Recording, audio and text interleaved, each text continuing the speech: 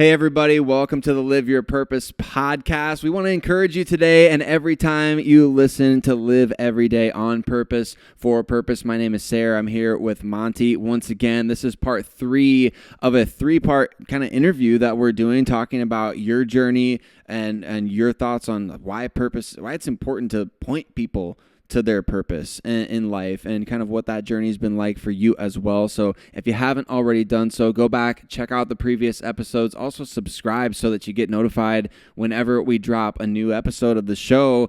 And obviously this is a story that's in succession here, Monty, but we're kind of getting to the point now where we talked in the previous episode about you kind of laid down a little bit of a cliffhanger for everybody, talking about how oftentimes we find our purpose in maybe the most painful moments of our life. And I don't know that everybody listening is necessarily going through something tragic like right now, but a lot of times I've heard somebody say like you can go through sucky moments in life, but you should at least like write a book about it or something, you know. And here we are, we're making a podcast, and I know you've been writing a book as well, so that's getting close, I bet. But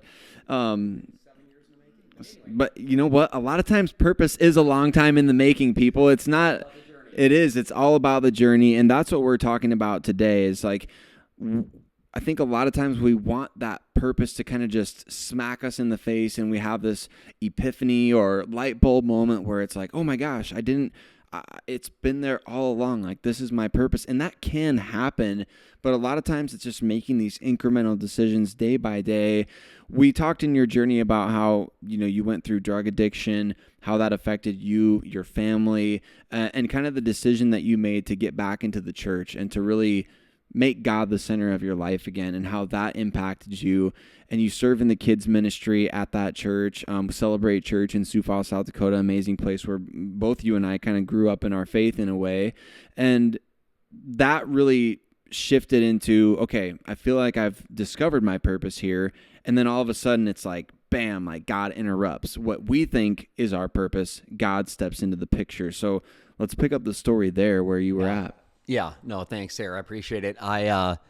So I'm serving in the church. I'm still working my job that they've kept me on, and I was very content doing that.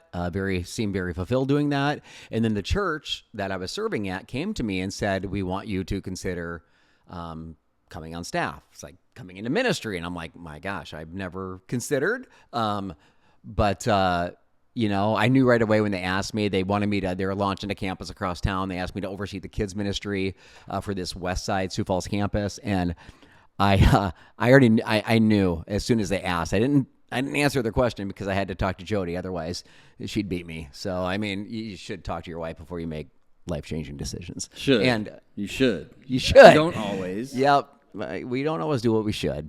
I remember talking to Jody. I'm like, Jody, the church offered me a job, and I'd be the West Side New Campus Children's Director. What a title. And I was all like excited about it. And she's like, oh my gosh, okay, because she's used to me going all in and being a little bit dramatic. I know that's hard to believe. So she's like, oh, sweetie, that sounds great. Now, okay, do you know anything about like what would that look like? I mean, hours wise, obviously ministry, it's a weekend gig. That's going to change some things about our life. And she goes, did you talk about, do you know what the pay would be? Do you know about benefits? And I'm like, no, I don't know. I don't know any of that, but I'm taking the job. And she's like, oh boy. So it worked out. I did take it. I really felt it was great. The campus grew, and it was amazing. And after I don't even know how many years that was, 4 years maybe at that campus, and it was really things were happening, and it was awesome. And without going through all the details, God led us to, instead of staying at that campus where things are thriving, to actually start a church. So instead of leading a campus at an existing church, God was calling us to start a church. Didn't know where at the time, didn't know anything other than we're to plant or start a church. And that was huge. And we did. And we start asking people at the church, start casting a vision about, what God was telling us. And we soon narrowed down it'd be the Omaha area. And, because they have a cool zoo. And I thought, I want to go to that zoo a lot. But there's also messed up people in Omaha, just like there is in well, everywhere. Because So we moved here. yeah. So you were one of you and Bethany and your brother Bryce, Cassie, and a few others actually said yes to that, which that's something that you should talk about because you're full-time at the church, you're getting paid, and I'm offering you zero money, zero benefits. You just built a house in Sioux Falls, and you said yes. Yeah, that was I still haven't forgiven you for asking me that question. No, I'm just kidding. But no, you're right. I mean, like I was just kind of starting out my family. I got a job at the same church as you did right around the same time, probably 2012-ish when we opened that campus. And I was right out of college at that time. And like I mentioned in a previous episode, like I was praying that God would give me any way out of working at like a local news station. So like when Pastor Keith offered me that position, I was like, oh my gosh, like this is God doing the thing. Like he's doing the thing for me right now. So I was so excited for that, but also kind of just like terrified at the same time because I've never been in a, paid position at the church. I had only served and done what I was doing for free at that point. And I never even thought about being a professional in that capacity. So that was terrifying. And then for you to ask me to leave after I had finally established myself after, 4 or 5 years being there. But it's just funny how God's timing works out because like I remember when you preached a message and told the congregation in Sioux Falls that you were leaving, I remember we got in the car. I had actually been thinking about it for a while, and we got in the car and I looked at my wife, Bethany, and I was like, I didn't even say anything. And she looked back at me and she just kind of shaking her head and she's like, we're moving to Omaha, aren't we? Oh, And she just knew woman. it, she knew it. And I was like, oh my gosh, that's so weird that you said that because I've been thinking about it for a while. And then Bryce and I, who's behind the camera here, he used to come over to my house every day basically to work out. And there was one day that he came over and I can't remember, Bryce, I think it was maybe you who said something or maybe I brought it up first. And I'm like, Bethany and I talked and we're kind of thinking about moving to Omaha. And then Bryce was like, oh my gosh, I've been thinking about the same thing, and we kind of talked it through and we're just like, maybe the stars are aligning, so to speak, like, right? Like maybe God is leading us to that. And so I did the right thing when you asked me initially. I'm like, oh yeah, I'll go pray about it. And I was really like secretly thinking I need to just figure out a nice way to say no because like I'm not leaving a salary and like my wife's got a salary. We just had a kid. We're having another kid. We just got a house. Like nothing about it made any sense whatsoever for me as like 26, 27 years old at the time, like just kind of starting out my life. And so it felt like one of those things like we talked about at the top of this episode of just like that interruption from what you think is, the right plan or what you think. I mean, you might even be doing what God has asked you to do if that's what you believe is your purpose in life. But then these interruptions come about and it's like, okay, so are you going to continue to say yes, or are you going to decide to do your will and say, well, my will is God's will, right? I feel like I'm doing the right thing. I'm serving at a church. I'm working at a church, right? So it's just one of those things where it's like, are you going to really be obedient? And I think that's kind of what you and I, we were talking about a little bit off camera. We talked about a little bit in the previous episode, but obedience is the biggest part of this whole thing. It is. And it's so funny because you take that step and then God will show you the next one, but if you don't take that step, and many times it doesn't make sense. Like it made no sense to leave a campus that's growing like crazy, new job, new family members come in, new dream house you guys just built. And so purpose doesn't make sense a lot of times, but there are interruptions. And I tell you, as people start saying yes to coming to Omaha and being part of a church plant, that I remember telling Jody, people are saying yes. And, I feel kind of responsible. I've done this. So we're really like stepping out on faith here. But eventually in 2017, many of us start moving to the Omaha area early in 2017. And man, it's been a whirlwind. It's, from starting in a church or a house basement, a rented house basement. We started doing church in the basement, and that's not easy. Try inviting people to church and telling them, hey, come to my house, come down to my basement, come check it out. We have some Kool-Aid. I'd like you to drink some and let's talk, So it's not easy to get people to show up at a church, stranger's house, basement type thing, but all of a sudden people start showing up. And we just kept loving them. We kept inviting. We kept doing small group out in the community, and Meadows Church was soon to be birthed in October. Actually, October. Ironically, this is crazy. October 8th, which I think today is October 7th. So October 8th, 2017, we officially launched Meadows Church, and it's in the mission statement. You'll love it. We've alluded about it. Leading people to Christ and their God-given purpose. That's how big purpose is to us, and I think to God, that nobody wants you to live your purpose more than him. I promise you. He wants it more than you do. He wants it more than your friends do, or your spouse or your kids. He wants that for you, and that's why I'm so excited about what we're doing with this podcast. So, but the church is rolling, Sarah. I mean, you're a part of it. I'm a part of it. Others from Sioux Falls. It was I think it was 20 people, including my family. 12 adults, 8 kids is how it began. I mean, yesterday we celebrated with over 500 people in church. 7 years later, watching people give their lives to Christ, watching 19 people get baptized. So we've seen amazing things, but I'm going to tell you something. The journey, you said interruptions. Everybody wants to talk about the end product, and yeah, look at the attendance, look at the life change, and it's amazing. But the journey and purpose,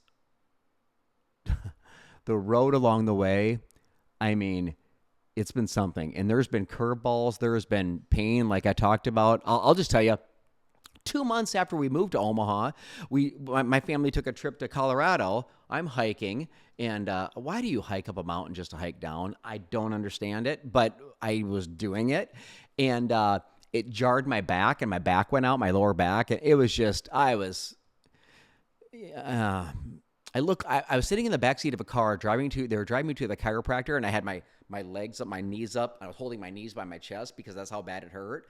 I mean, it looked like I was having a baby, and I was screaming like I was having a baby, but that wasn't happening because God knows that's why he made me a boy, because I'm not strong enough to do those things that women do. I'm not. So I admit it right here, right now.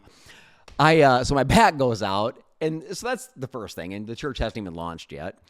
Probably 2 years into the church launch, we're having a volunteer event at what's called Vala's Pumpkin Patch. It's pretty amazing if you've never been, and a big event to value our dream team.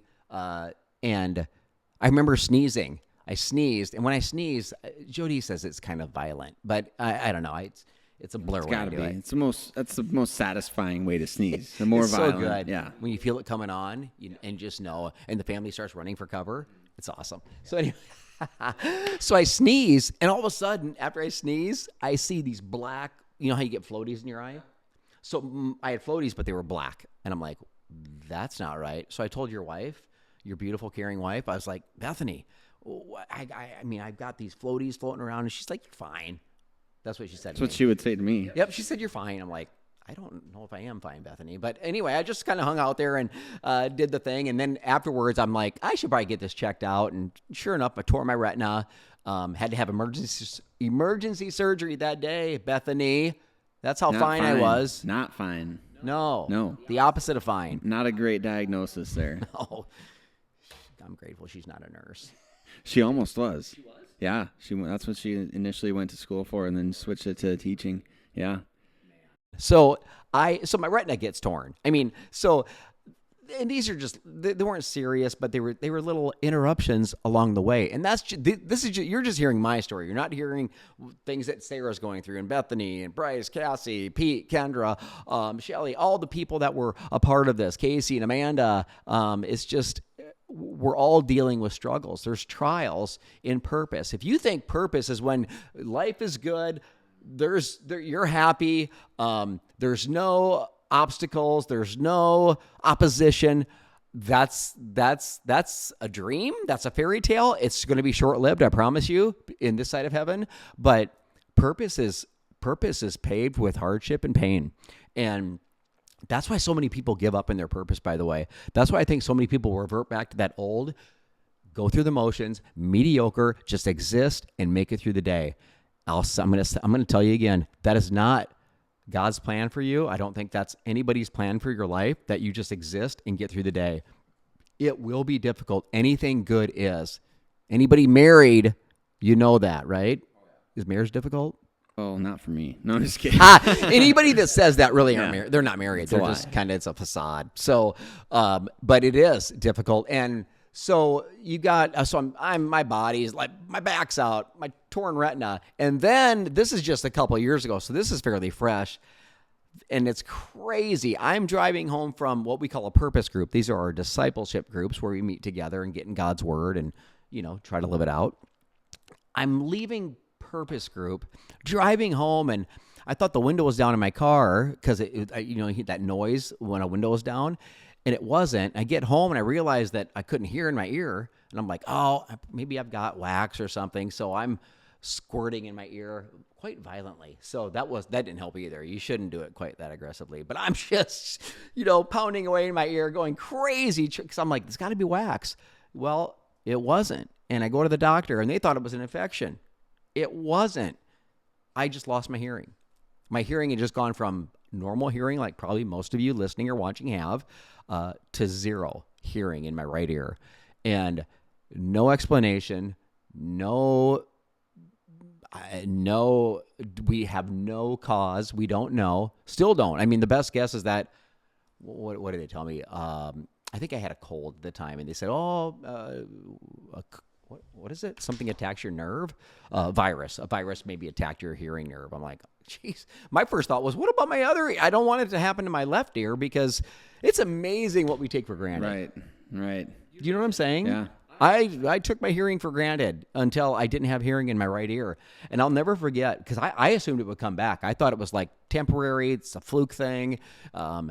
Never did I think it was permanent. I'll never forget when the doctor came back in and said, and this is after they've done steroid shots in my eardrum. You want some of that, Sarah? No, I don't think Needle so. in your eardrum, shooting steroids in there. That doesn't sound like it's for me. It was like a Marvel movie. It was like the side of my face was just kind of, I just felt this. It was horrible. It was pretty painful. Yeah, that doesn't sound pleasant at all. Terrible. But anyway, that was a last ditch effort to save my hearing. It didn't work, and the doctor came in and said, "You're deaf in one ear." And I was like, it was so like, you're kidding me. And for what I do, I communicate a lot for a living. And so it's a big deal because it does impact what I do. And I had to grieve. It sounds weird. I know you're like, oh, it's just hearing, but man, it changed my life in so many ways. And I have a cochlear implant now. I'm actually wearing it right now. It just pops off and comes on here and gives me hearing in my right ear. It sounds kind of weird. I've had it for almost a year, and it's sounds almost robotic. So I'm going through this, and I'm like, what in the world is happening? Because the church, things are going well. So that was a couple of years ago. So I got to keep going with this story because I'm telling you, your purpose is going to be paved with pain and things that you don't expect. God's plans are almost always different than yours. Never would I have dreamed these things would be happening. So I get this cochlear implant. I'm trying to, get my hearing to sound normal and doing all these things, and I'm focused on that. And the church has been praying, and then we start ramping up prayer as a church. I really felt God telling me, our church really needs to pray more fervently. Like, we prayed, but I don't know if we really prayed like God wanted us to. So we're as a church, we're really going deeper in prayer. We're going deeper in just intimacy with God, and the church culture is changing in that way. So many things are happening. And as this is happening, I'm feeling like physically fatigued. Like, I know I'm not in the best shape, but I mean, I'm not in bad shape. You got a great metabolism. We've seen that. Yes. So I'm mowing. I was mowing the lawn and having to stop. I'm like, this is not right. I mean, I'm not in this bad of shape. I know I'm not God. So, but I'm getting tired so easily. So I'm like, this is something else going on. So I thought maybe it was my heart. I didn't know. So I go in to get a heart test and a stress test and all this stuff, and turned out fine. I mean, my heart was good. They checked my lungs. They took pictures of my lungs, and they actually gave me an inhaler. One day, I've never had an inhaler in my life. I don't know. I was like sticking it I didn't really know how to use it. So I won't talk much about that story, but it didn't work, whatever it was. So the heart was fine. They took a picture of my lungs. They were fine. So they do a blood panel or blood test because it's like, what's going on? There's something going on. And sure enough, the blood panel showed my iron and hemoglobin were really low. And my doctor's like, well, there's your answer. That makes it that's the cause. Your hemoglobin, Sarah, you probably know this because you're smart, but hemoglobin, I think, brings something, oxygen to your blood. I'm just making stuff up right now, so don't Google that. But it does something really important in your body. You need it. You need more of it when you have not enough of it. It needs to be at a decent level. Yeah. Otherwise, when you mow, you have to stop. And lay. One day I was laying in my lawn in the back. I know my neighbors are like, my gosh, why do we live next to the weird ones all the time? they're like thankful for their Ring, cameras all around their house to be like, check this guy out in his lawn. Is he dead? I mean, it was something. But my iron and hemoglobin were really low. And so she's like, oh, well, we'll just take some iron supplements, get it back up. And I'm like, this is a quick fix. And as she said that, as I'm leaving her office, she said, she asked me, have you had a colonoscopy lately? And I'm like, well, it was on my bucket list last year, but I took it off. No, I have you, ma'am? I was turning the tables on her. No, it's not exactly something that I look forward to, but she brought it up because, it's kind of there could be bleeding, internal bleeding, and that could cause low iron, low hemoglobin. So I'm like, all right, fine. I'll do your, visit Dr. Jellyfinger and do, Yeah. Oh my gosh. What's wrong? He's no longer in practice. It's a different doctor. I fired him. So, I did the colonoscopy. I don't even know. This is 4 months ago, something. So I do the colonoscopy, and that's a fun prep. Have you had one? I have not, no. We got to get that. Maybe you got to think about that. Pray on that. I've been praying about it. I wonder if God wants that for you. Maybe. I know a doctor. Yeah. Well, I think the first doctor quit because his job stinks. Okay, there it is. You could derail this thing so many different ways. They're all going through right up here. So I do the prep. I have the colonoscopy, and I remember coming out of, you're obviously put under, thank God. And I remember coming out of the anesthetic, and I mean, I was still like in and out. And I remember the doctor, like the first thing I heard is, we found cancer. And I remember hearing that, and I was like, it was surreal. It was like I thought maybe I was still out and dreaming. Because that you need to understand something that was not on the radar. I mean, maybe some polyps, maybe some bleeding. That's possible, maybe. But what he told me, well, you can imagine. Just imagine that was you hearing that, going in for some routine exam, and you hear those words, and I don't know. That's not prominent in my family. It's just never been on the radar. And I remember him saying that, and my mind starts going through all these things. They'd already called my wife Jody and told her that they'd found this tumor in my colon. I'm going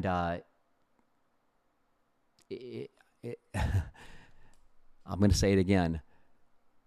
As you seek to live out your purpose, it won't be easy. You're going to have obstacles, but God is teaching me things over the last 4 months that I don't know if I could have learned any other way. I had surgery, praise God. About a month after the diagnosis, I had surgery and had the tumor taken out. They took out the tumor and 33 lymph nodes, and they test the lymph nodes to see, if it's spread to those, and got the results back, and it had spread to 1. And while that sounds like, oh, that's great news, like 33, 32 are good, and 1 is, got cancer. And it is, trust me, it is good. It's 1. That's better than 2 or 3 or 4. But if it spread to any lymph nodes, that's considered automatically stage 3. Sarah, I've learned more about cancer in the last 3-4 months than I've ever wanted to know. But all of a sudden, when you're in the shoes that you never thought you'd be in, it's amazing what you will dig into and dive into to learn about what is in you and what you have control over and what you don't have control over. So it's in a lymph node. It's stage 3. Praise God. Now it's not stage 4. They tested. Did I tell you this? The tumor was actually stuck to my liver. Oh, really? Part of the tumor was. So because of that, like they peeled it away, and then she biopsied that area of the liver, and praise God.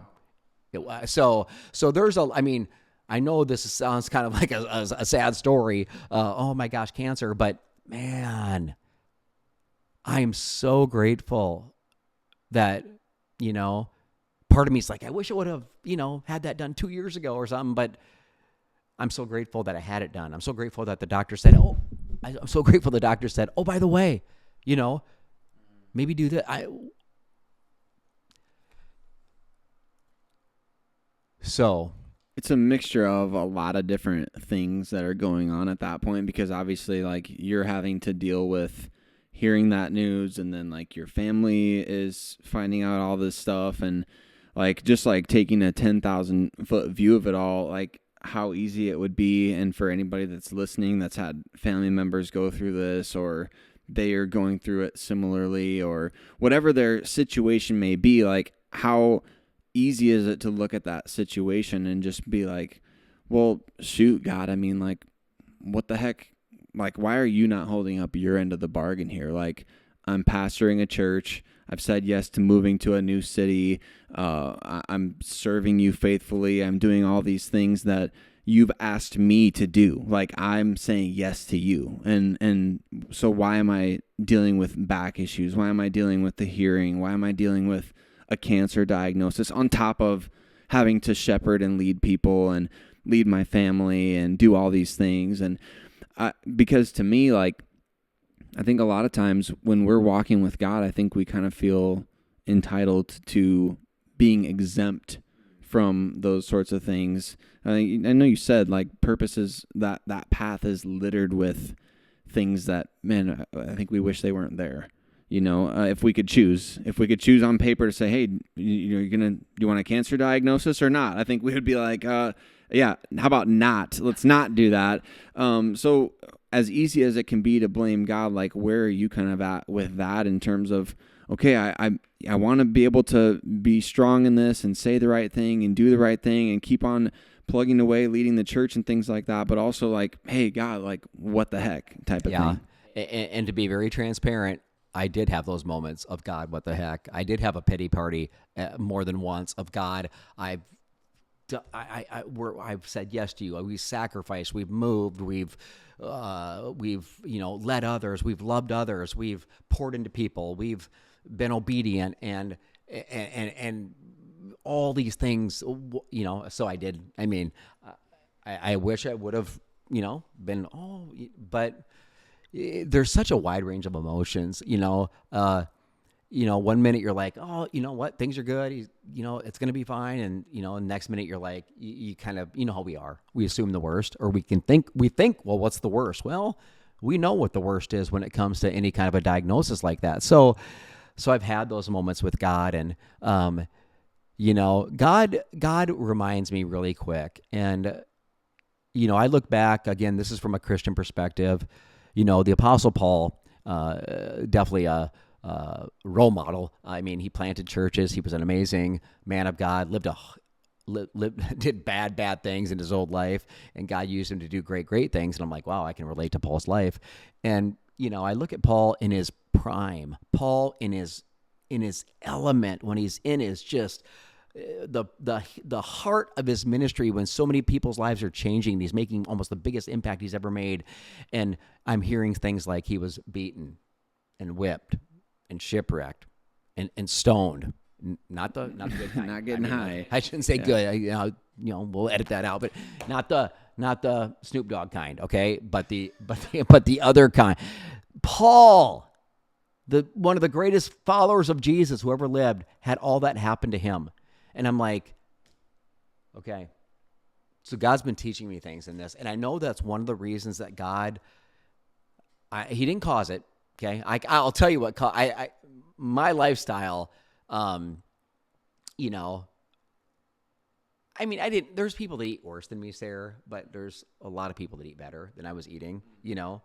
Me and the McDonald's sausage McMuffin fell in love for a few years, and it put me into trance. Not the McGriddle, huh? Not the McGriddle. No, just I'm a basic kind of guy when it comes to that. So, but not a great, you know, diet. And so I have this diagnosis.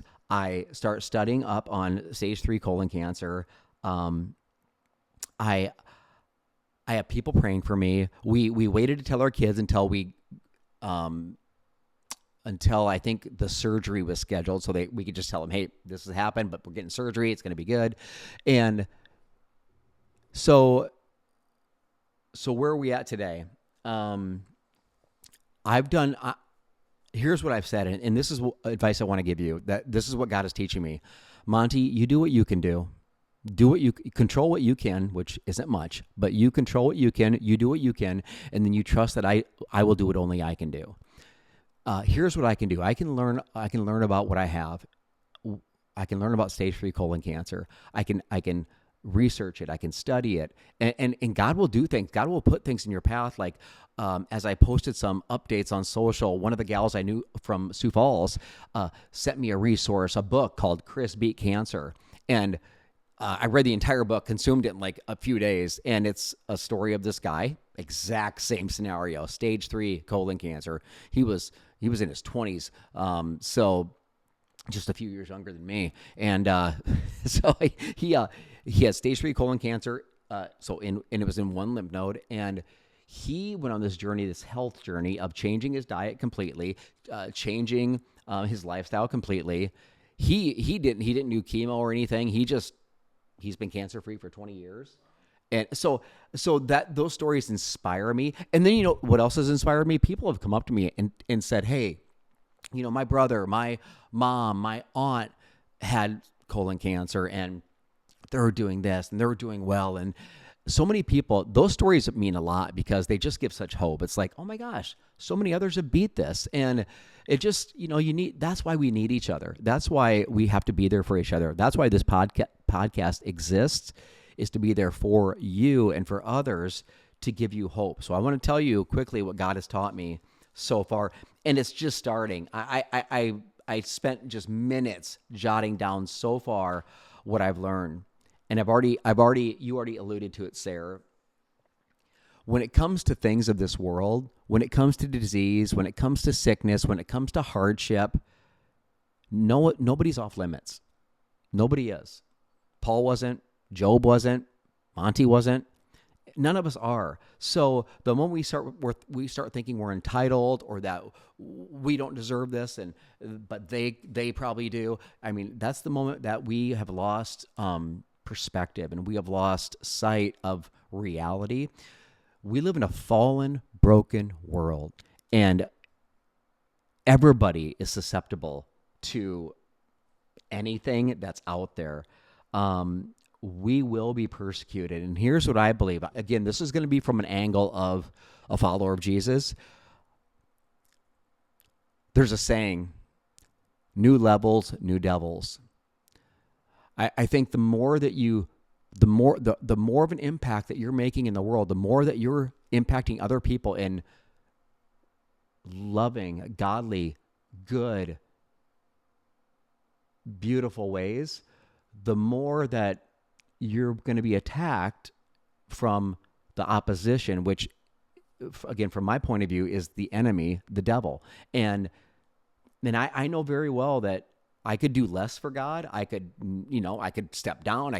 But I'm not. That's not how I'm wired. So I know there's a target on me, and there's a target on us, and I'd rather have a target on me and have Christ in me and live my purpose, my God-given purpose, rather than play it safe, back down, step away, whatever the case is, to have less of a target or no target. I'm just not wired that way.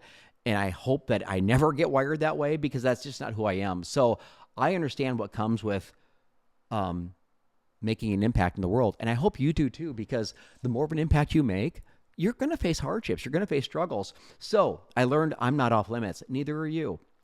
I learned as a leader, it's okay to let others serve you for a season. God had to show me what it was like being on the other side of the love of the church. I'm called to lead others, to love others. I'm called to minister to others, to pray for others.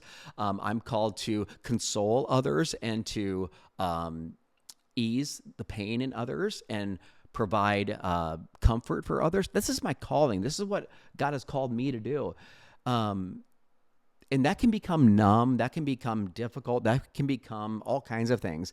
And God has shown me from this perspective the love of others in the church that have reached out to me. And God has forced me to humble myself and let people serve me, let people I want prayer, but to let people love me and my family in this way, it's humbling. I'll never forget this happened. You should watch it on YouTube on Meadows Church. When I told the congregation about the diagnosis, and Lou, a warrior in our church, a woman in our church, stands up right during service. She ain't politically correct. She's not proper, and she don't care. And I love her for it. And she just stands up and she walks to the stage, and she says, "Pastor, you might as well put that mic down right now." I'm like, oh my gosh, what is she doing? And she says, "Because we're going to pray for you." And she had the church stand and gather and pray over me in that moment. And it was one of the most life-changing, humbling experiences I've ever had. I wouldn't have that experience if it wasn't for what I'm going through. So what does God want to show you in your pain? What does God want you to see in your struggle? So, and one more thing, and this is going to wrap it up for this episode. God showed me the other side of what it is to be loved by the church. And you know what that did for me? It fired up me about my calling in the church. It fired me up about the power of the bride of Christ. This is the church. And some of you might be anti-church, or you're anti, religious organization. I'm telling you, Jesus isn't. Jesus would never lead you down a path away from his bride. And if the church hurt you, it was people in the church. But there is a church out there for you somewhere. There is a community of believers out there for you. And if you don't believe, and that's not your walk right now, there are people around you that are there for you to love you and support you, and let those people do that in seasons where you need it, because we all go through seasons of sowing and reaping, of giving and taking. And never be so proud that you can't let somebody love you and take care of you for a change. Last but not least, this is what I wrote. God is always working and moving on our behalf, even when we can't see it, especially when we can't see it. And then I wrote this as a question for me and for us maybe. What if he allowed this not to shorten my life, but to lengthen it? It's an interesting concept. You got to think beyond, outside, I guess, the lines in the box. My lifestyle wasn't out of control, but it wasn't healthy. Sarah, I have a confession to make. I hadn't worked out, since this COVID thing, which happened like 4 years ago. Yeah. Sarah, I've been paying Planet Fitness, and they don't know who I am, and they've never met me. Wow. This is liberating just to share this. You got to confess to somebody. So a diagnosis like this will disrupt you. I don't care who you are. It did me. And it got me researching. It got me praying more than I've ever prayed. It got me letting people love me more than I've ever let people love me. And it has got me thinking things that I've never thought before, like, what if this is what had to happen? And I think it's what had to happen for me to really change things. I've changed the way that I am eating. I've changed my diet completely. I am juicing. and not the steroid kind, Sarah. I know that you're checking out my pipes and you're thinking that, but it's the fruit and vegetable kind. And I have changed. I am exercising. So I am doing everything I can do, and allowing God to do what He can do. What He can do. So what if God allowed this to get me more healthy, to keep me around longer for more ministry? See, I'm seeing things I've never seen before. I think of my drug addiction. I don't know. I hate addiction. I don't know if anybody hates it more than me, but I'm here to tell you something. If it wasn't for me being a drug addict, I don't know that I would have found Christ, at least like I found Him, or as early as I found Him. So God used a horrible, life-sucking addiction to bring me to Him. So I didn't see it at the time, but I see it now. What if God is using cancer? See, I'm not afraid to say it. Cancer. I'm not even afraid to say I have cancer. But you know what I'll also tell you? It doesn't have me. Mm-hmm. That's the difference. And that's not me. That's not just me and I'm strong, because I'm not. I'm weak. But I'm telling you, I got people around me that love me. I got people praying for me, and I've got doctors, and I'm doing everything I can, and allowing God to do everything He can. So where are we at? I start chemo next week, and I know that's even controversial. I've had people tell me their opinions on that. But when you're the one with cancer in your body, and you've done the research, and I've done it, and then I've asked the doctors, and their answers match the research, and you hear that 53% of people with my diagnosis are dead in less than 5 years if they do nothing other than surgery. But that rises to 78% for those that do chemo. I'll take the 25%. I know it does damage. I understand all that, but I also believe that God works through all things. So understand this. So the odds went from 53 to 78 for me, Sarah. And then I've changed my lifestyle completely. So what do you think that did? 78 to maybe 88%. Oh, and then I've got an army of people loving me, praying for me and my wife and my family, my children. I've got a God that loves me, and that doesn't guarantee all good results, but I'm telling you, He loves when we pray to Him. He loves when we talk to Him. He loves when we cry out to Him, and that is happening day and night. And I believe that brings my chances, well, awfully high.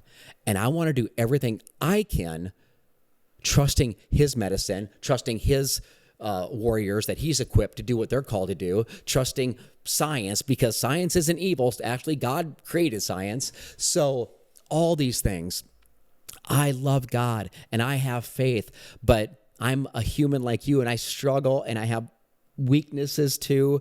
But I'm here to tell you, regardless of what you're going through, regardless of your pain, your struggle, your heartache, maybe it's addiction, maybe it's a diagnosis, maybe it's something completely different. What's God want to show you in it? What can you learn in it? Do your part to the best of your ability. Do everything you can do, and then allow God to do what He can do. And I promise you, if you do that, you will continually be guided towards your purpose, which is a journey, not a destination, and your life will never be the same. So, I mean, thank you for listening to this journey. I know we went a little longer on this podcast, but thank you for just hearing the story. I'm going to keep you updated on this podcast as big changes happen in my journey, because I want to keep encouraging you. I want to keep you informed, and I want to keep giving you hope, because at the end of the day, there is hope. And for those of you that didn't hear it for the first time, there is hope. There is. God is working all things for good. Like you said, Jesus, He's the name above. Cancer does not have you. And we believe that, and we're praying towards that. So, man, it's great stuff. It's great perspective. And it's just great to be able to listen, to hear your heart in that. And I'm sure that it resonated with so many people listening, whether they are going through something similar or whether they know somebody going through something similar. We hope you'll share this with those people. If you know anybody that it can give hope to or Absolutely. encourage, things like that. So please subscribe if you haven't already to the Live Your Purpose podcast. We're so grateful for all of you taking the time to listen today, and every time we drop a new episode. Man, it's good stuff, and we don't know exactly right now what the next episode will hold, but it's going to be more storytelling, more sharing of great things God has done and how He's working in people's lives, and maybe just generally maybe another update from you. We'll see what happens, but we're looking forward to it, and we can't wait to see you again on the next one. Love you guys.